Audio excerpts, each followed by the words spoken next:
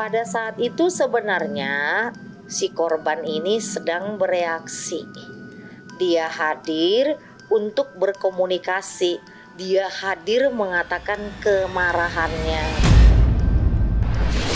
Nah, sebenarnya pada saat rekonstruksi itu ini kan di depan pintu. Jadi ini si pelaku sedang rekonstruksi.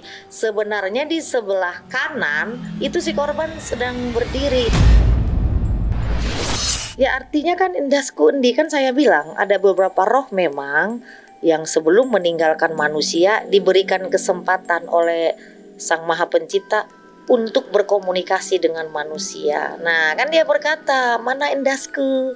Ya itu kan sedang berkomunikasi. Dia meminta kembali. Sebelum kisah ini dimulai, ada satu hal yang harus kamu lakukan. Tombol subscribe. Aku akan menghitung sampai 3. 1, 2.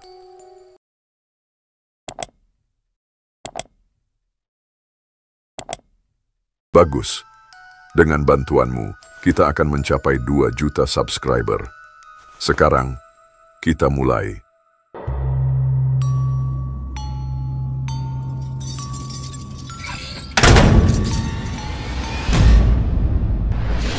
Kasus viral penemuan potongan tubuh di hutan Pacet masih jadi sorotan masyarakat. Setelah proses penangkapan pelaku yang tega mengakhiri hidup kekasihnya dengan cara keji memasuki babak baru. Rekonstruksi kematian gadis bernama Tiara lagi-lagi menjadi perbincangan. Di saat momen Alfi, kekasih Tiara yang tega mengakhiri hidupnya tengah melakukan adegan sadis. Alfi mengakhiri nyawa kekasihnya. Tiba-tiba keadaan berubah tegang karena ada kejadian ganjil selama proses rekonstruksi. Di tengah adegan sadis tersebut, ada peristiwa horor yang bikin merinding di mana pintu tertutup sendiri dengan kencang.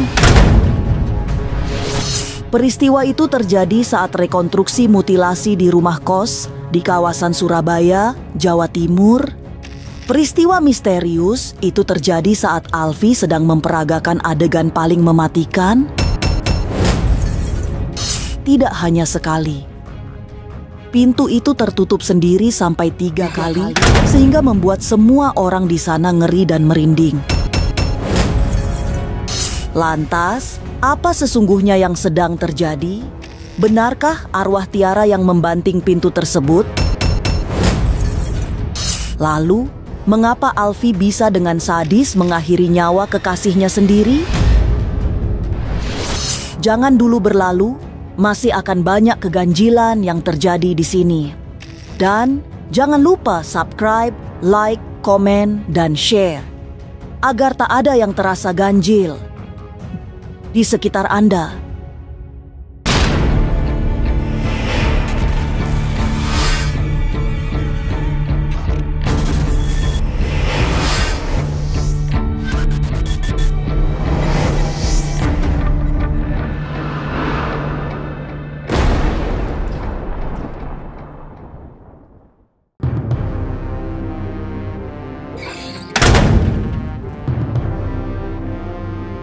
Insiden pintu tertutup 3 kali saat polisi melakukan rekonstruksi di Surabaya masih menjadi misteri. Semua kaget karena pintu tertutup sendiri ketika pelaku keji tersebut sedang melakukan adegan ke-8 saat menikam korbannya. Tidak hanya sekali pintu itu diketahui tertutup sendiri berulang-ulang sampai 3 kali. Semua kaget. Polisi hingga masyarakat yang memenuhi kawasan kos di Jalan Lidah Wetan, Surabaya itu dibuat gempar. Meski tidak ada yang berani menyebut, tapi sesungguhnya dilihat oleh ahli metafisika Madam Louise, hal tersebut dilakukan oleh arwah Tiara yang menutup pintu dengan kencang sebagai ekspresi kemurkaannya. Jadi pada saat itu sebenarnya si korban ini sedang bereaksi. Dia hadir untuk berkomunikasi. Dia hadir mengatakan kemarahannya. Jadi di sini saya tidak menerawang tapi lebih mengakses, lebih membaca jejak energinya. Lebih kita retrocognition, mundur ke belakang ya, kembali ke momen itu. Nah sebenarnya pada saat rekonstruksi itu ini kan di depan pintu. Jadi ini si pelaku sedang rekonstruksi. Sebenarnya di sebelah kanan itu si korban sedang berdiri dalam keadaan kepala yang tidak ada. Dan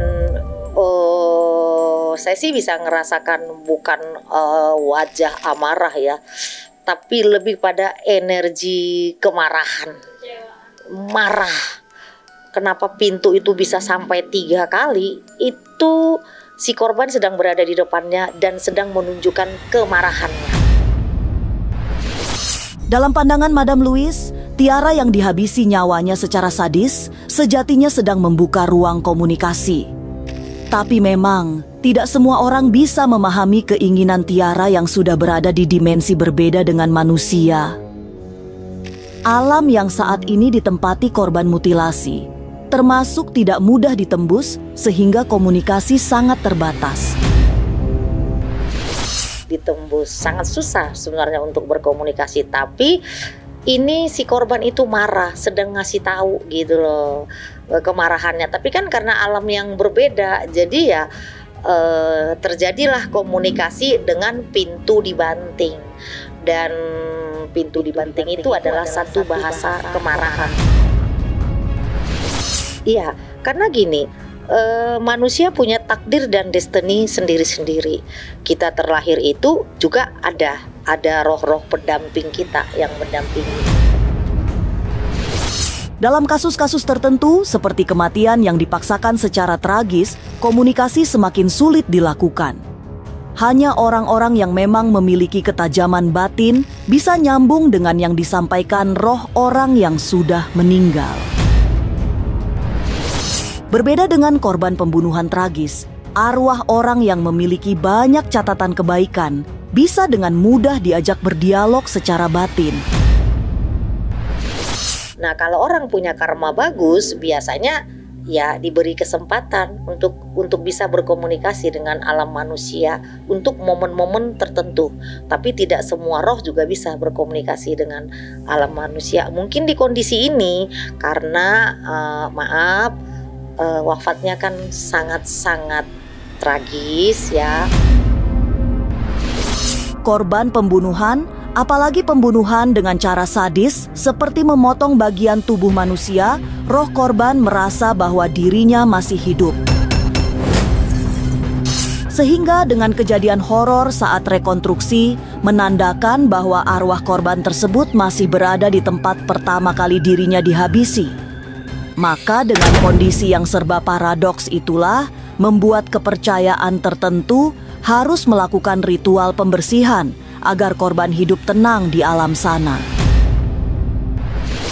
Nah, kalau kita bahas case mengenai misalnya kematian. Jadi misal Mbak, ada seseorang terbunuh misalnya di jalan, mati secara tabrakan. Nah, kalau itu dalam kita bahas dari sisi sains, sebenarnya ketika seseorang direnggut nyawanya secara paksa ya, di sisi sainsnya itu sebenarnya si roh ini katakanlah energi ya, karena roh tetap energi, dia merasa tidak mati. Jadi makanya untuk keyakinan tertentu kayak di Bali, tempat itu harus di blessing, harus didoakan.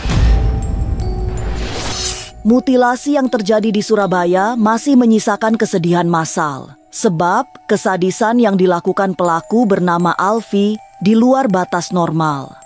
Lantas, apa yang mendorong Alfi melakukan pembunuhan kemudian memotong bagian tubuh kekasihnya? Jangan kemana-mana, tetap subscribe, like, share, dan komen. Agar tak ada yang terasa ganjil di sekitar Anda.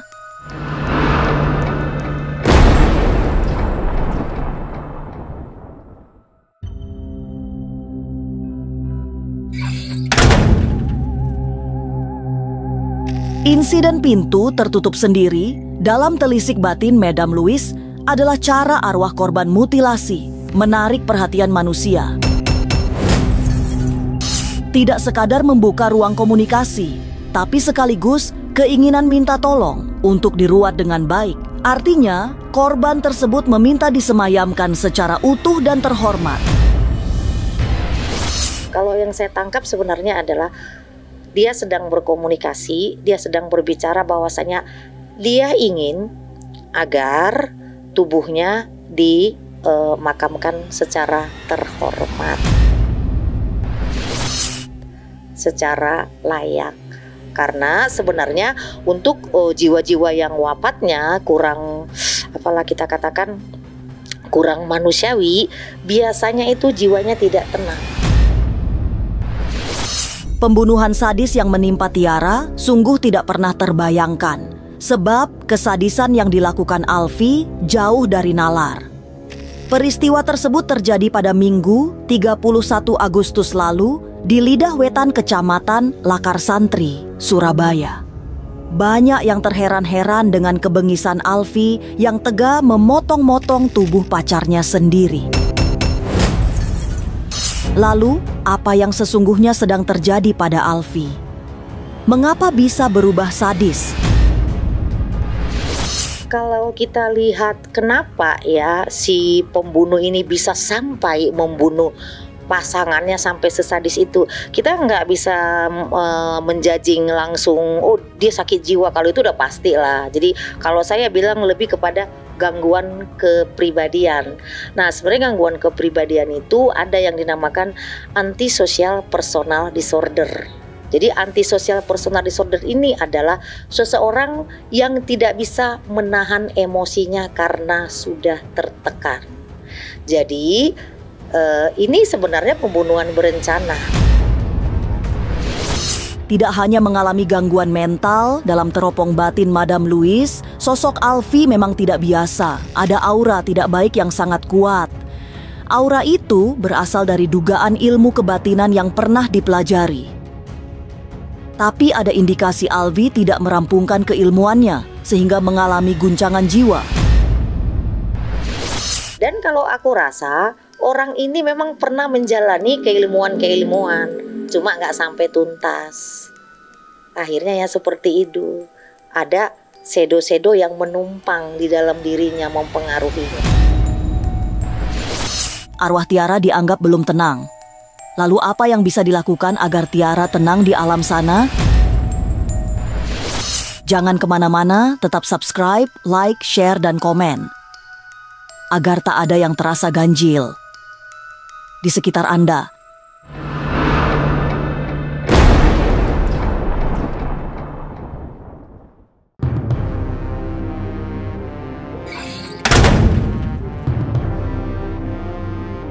Semakin banyak tanda tanya di balik kematian tragis Tiara yang dipotong-potong pacarnya sendiri. Apalagi pelaku bukan cuma mencacah tapi membuang potongan-potongan tubuh kekasihnya di banyak tempat. Salah satunya di Pacet, Mojokerto. Teka-teki semakin besar setelah viral orang yang mendengar suara misterius di hutan Pacet.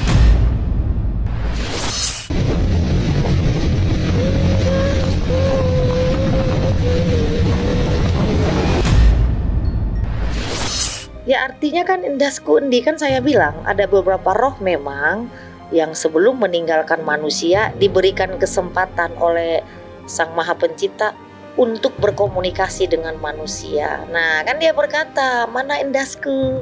Ya itu kan sedang berkomunikasi. Dia meminta kembali. Banyak yang meyakini suara perempuan yang mencari kepala adalah suara Tiara yang potongan tubuhnya dibuang di Pacet.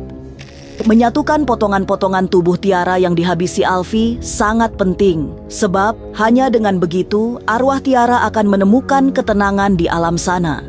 Selain itu, hal yang juga penting dilakukan adalah menggelar ritual pembersihan, terutama tempat-tempat yang menjadi lokasi pembunuhan dan pembuangan potongan tubuh. Melakukan blessing, terutama agar Tiara bisa kembali ke sisi ilahi dengan lebih tenang. Segeralah lakukan ritual ataupun doa blessing, ya kan, agar jiwanya tidak lagi gelisah, agar jiwanya bisa kembali ke tempat yang lebih baik. Tidak hanya tempatnya yang perlu di-blessing, Tiara pun membutuhkan pembersihan untuk menyempurnakan kepulangannya menghadap Tuhan. 2 kali biasanya Mbak. Biasanya untuk hal-hal seperti itu 2 kali. Jadi melakukan pembersihan kepada area tempat darah tercecer. Itu wajib banget. Kalaupun misalnya yang punya rumah wajib, yang punya kosan wajib melakukan itu. Kenapa? Kalau itu nggak dilakukan, maka si roh yang gelisah bisa menghantui atau mendatangi orang-orang tertentu di sekitar itu. Jadi tempat itu wajib untuk disucikan. Satu lagi yang perlu dilakukan pihak keluarga, tidak hanya tempatnya yang perlu di-blessing, Tiara pun membutuhkan pembersihan untuk menyempurnakan kepulangannya menghadap Tuhan. Terus setelah itu untuk jiwa-jiwa seperti itu harus melakukan lagi seremoni juga. Iya, harus melakukan lagi doa lagi, blessing lagi, khusus untuk si horin ataupun roh tersebut. Iya, agar nggak penasaran. Jadi melakukan ritualnya harus 2 kali di tempat itu. Untuk ritual di tempat itu adalah agar nantinya si penghuni rumah ataupun yang punya kos ini tidak dihantui oleh roh yang masih gelisah. Ya, untuk kedepannya, karena setiap tempat itu ada memorinya. Kan? Iya, kekal. Memori itu kekal. Dan itu kalau nggak dibersihkan, mau sampai 100 tahun pun rumah itu ya seperti rumah terkutuk jatuh. Satu lagi yang perlu dilakukan pihak keluarga agar Tiara berpulang dengan kedamaian. Keluarga harus mengirimkan doa-doa dan penghormatan terbaik agar arwah korban tenang di sisi ilahi. Makanya saya bilang segeralah melakukan ya. Dia ingin dikuburkan secara terhormat. Kenapa? Ya supaya tenang, rohnya nggak gelisah, nggak menghantui sekitarnya. Pasti bisa menghantui sekitarnya, nggak hanya kamarnya nantinya yang menjadi menjadi tepatnya lah gitu tuh. Ya harus diadakan, saya bilang tadi kan, harus diadakan penghormatan kepada rohnya.